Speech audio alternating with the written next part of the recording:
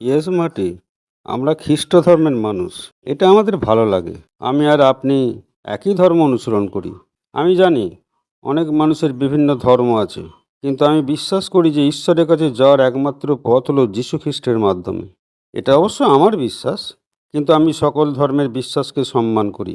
আমি এই লোকটিকেও বিশ্বাস করি, যাকে আমরা অ্যাসমুফারে বলি, যে আমাদের সকলের জন্য অবশ্যই অনেক বেশি এগিয়ে গেছে।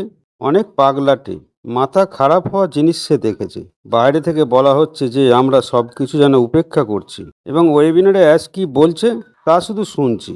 আমরা এখনও কোনো দিন নির্ধারণ করিনি যে আমরা কখন তৃতীয় পৃষ্ঠাটি করব, মানে ওই তৃতীয় ওয়েবিনারে যাব।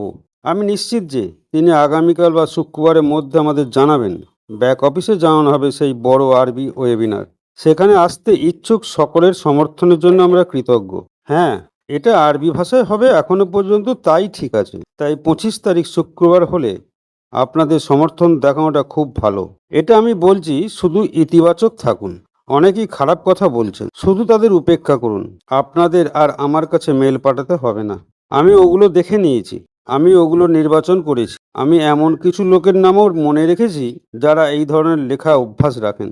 আমরা প্রতিদিন এটা অভ্যাস করি, কারণ আমরা এতে বিশ্বাস করি।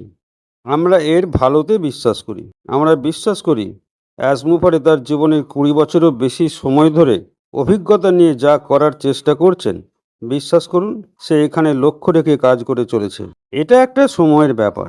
এখন কৌশলগতভাবে সে পটভূমিতে এমন সব পাগলাটে জিনিস তৈরি করছে যা আপনার আমাদের কোনো ধারণাই নেই। হে বন্ধু, ভুলে যেও না যে তোমাদের জন্যই কাজ করছে এমন লোক খুব কমই আছে। যেসব কোম্পানির সাথে তুমি প্রতিশ্রুতিবদ্ধ ছিলে বা আছো, অ্যাস বলে যদি তুমি এই কোম্পানিতে থাকতে না চাও তাহলে তুমি চলে যাও।